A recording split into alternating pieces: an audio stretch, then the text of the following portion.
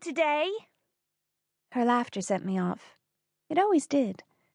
That sound, like a duck being strangled, was what drew me to her when she moved to Cedar Hill 5 years ago. At school, we would always find ourselves laughing at the same things. It was the silly stuff. Making stupid faces, giggling inappropriately when someone tripped and fell, enjoying long, nonsensical conversations and discussing ridiculous hypothetical situations that brought us together.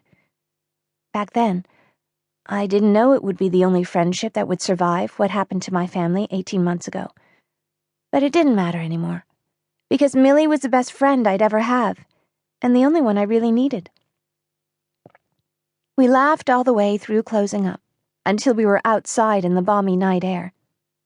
Located on the corner of Foster and Oak, the diner was a modest, low-lying building made from faded brick. It was perfectly symmetrical, its squareness reflected in the boxy windows that dominated the exterior and the small parking lot that surrounded it on all sides. Along the overhanging roof, a scrawling Gracewell's sign was half illuminated by street lights that lined the periphery of the lot.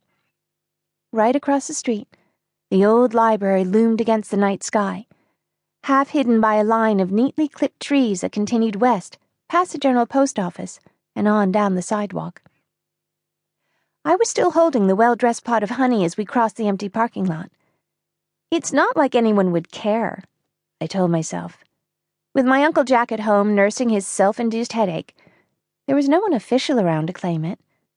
I'd only done what any jaded, underpaid employee would do in my situation, claimed a freebie that I had no immediate use for, and walked away from the diner feeling triumphant because of it. "So, I've been thinking..." Millie slowed her pace to match mine. "Be careful," I teased her. "Maybe I should take the honey." "Finders keepers," I sang. "Sophie, Sophie, Sophie."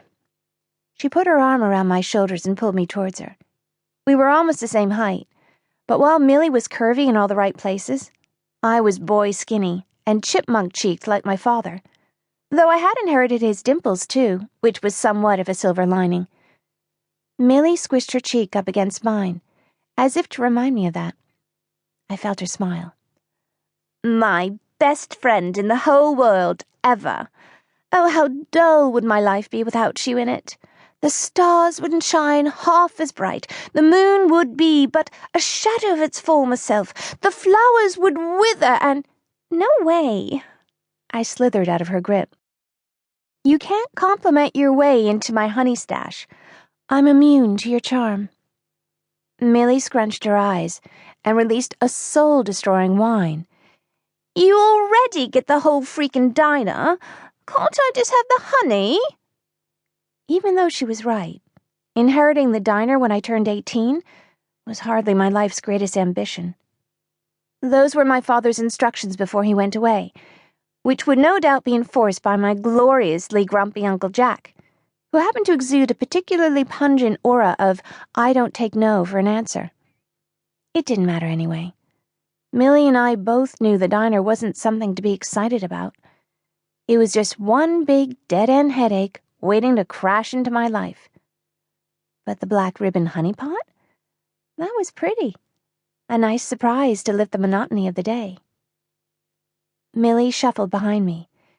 "Sophie, this is your conscience speaking," she whispered over my shoulder. "I know it's been a while since we've talked, but it's time for you to do the right thing. Millie is so nice and pretty. Don't you want to give her the honey? Think of how happy it would make her." I didn't know my conscience had a British accent. "Yeah, well, don't read too much into it. Just give her the honey." I stalled at the edge of the parking lot, where we would peel off separately into the night. Before my parents' income was halved, Millie and I used to walk in the same direction, to Shrewsbury Avenue, where there were housekeepers and gardeners, giant pools and crystal chandeliers hanging inside actual foyers. Now my walk home was a whole lot longer than it used to be. "Millie doesn't even like honey," I hissed, "and she has no respect for bees. I saw her stamp on one 3 times last week to make sure it was dead."